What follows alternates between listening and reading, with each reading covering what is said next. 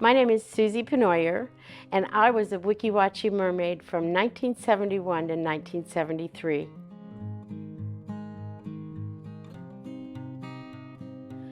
Well, I've lived in Clearwater since 1962, and my best friend in high school, her sister was a mermaid. Her name was Beth Bartholomew, my friend, and she was going to Weeki Wachee for the weekend. And I said, oh, I want to come.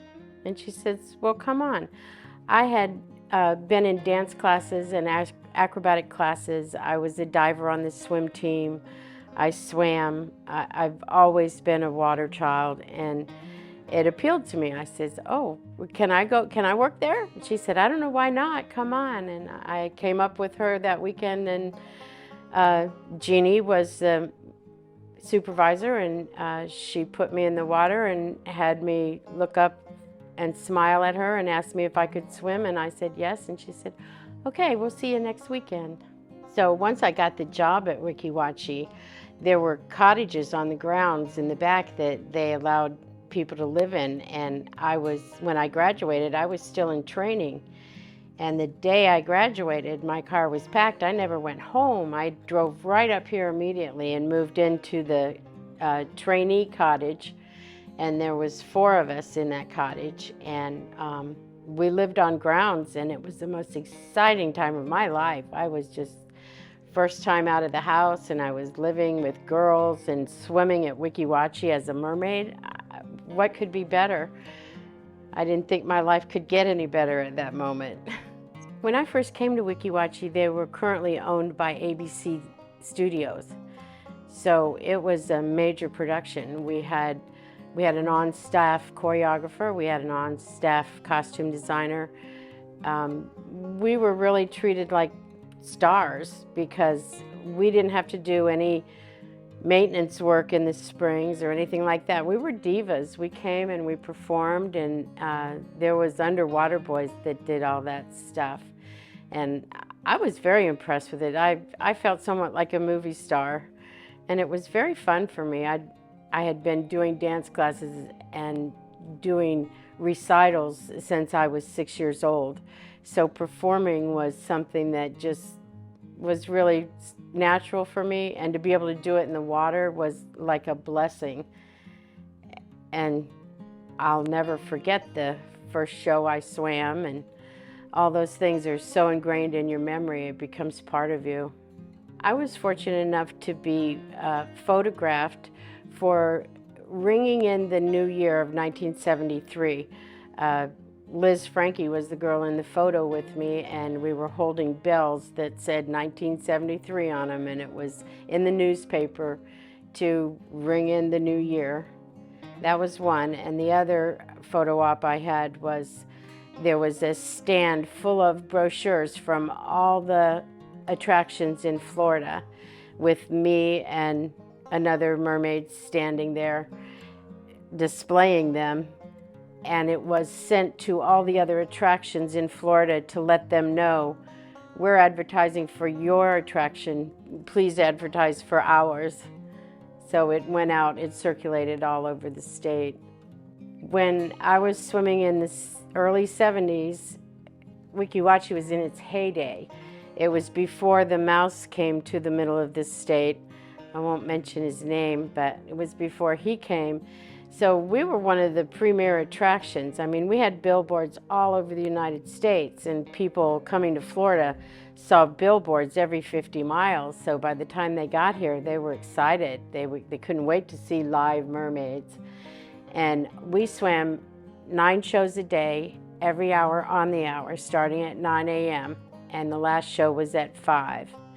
In the wintertime, the 5 o'clock show would get kind of dark, and in those dark times, the catfish come out in the deep hole, and we used to keep a stick down there so we could bat the catfish away so they wouldn't bother us because that's when we would do a deep dive, and you waited in the deep hole for just a little bit and then you came up. But while you were waiting, the catfish wanted to visit. While I was working here, yes, I felt like a movie star, and it was all fun and games, and then you kind of get to the point where this is the interim job until you figure out what you want to do with your life. And so I felt like it was time for me to move on and get a real job, so to speak. And I was never as happy at any other job, because there is no job that you can swim. You swim with girls you trust, and then you talk about your day and where you're going to go to eat and go out at night together. I mean, we were a family. You're really a close-knit family when you live on grounds and you work here. You depend on each other for safety in the water. You depend on each other for moral support with all your life lessons that you learn as you go along. And it's very hard to leave that, but it was time for me to go on, and it was a very hard time for me to leave. And ever since I left, I had dreams about Weeki Wachee. I would dream I was late for the show. I had the wrong costume. I had no costume. It was one of those dreams, a recurring thing about Weeki Wachee. And always within the dream, more than anything, was the feel of the water, because it is so incredibly spectacular. And it does something for your soul. It gets in your soul and becomes part of you. And I think most everyone who's ever been a Weeki Wachee mermaid, in their heart is once a mermaid, always a mermaid. And it's got to do more about anything than just the water, the purity, the clarity, the beauty, the sereneness. It engulfs you, and it's almost hugs you in a way and takes all your cares away. And when that's gone, when you don't get that anymore, I didn't realize how much I was going to miss it until I wasn't here anymore. Then the recurring dreams, then all the memories, then all of that. When Weeki Wachee celebrated their 50th anniversary of existence, they invited a select few of mermaids back to perform for that celebration. And it was unheard of for any past mermaid to be able to get to swim shows again. So the excitement and the longing to be back in the water is so strong that almost every ex-mermaid jumped at the chance to try to be part of that show.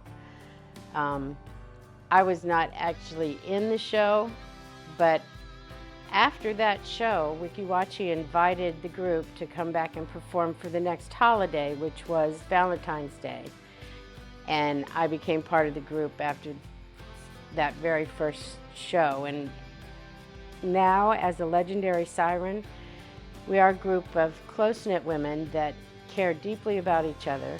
And we've been swimming together now since '97, and here it is 2022, and we're hoping, much like the 50th, we were supposed to swim one show one day, but we were invited back and ended up swimming for 20 years. So I'm ever so hopeful that we'll swim this 75th reunion and be able to swim it again for another, probably not 20 years, but for some longer time.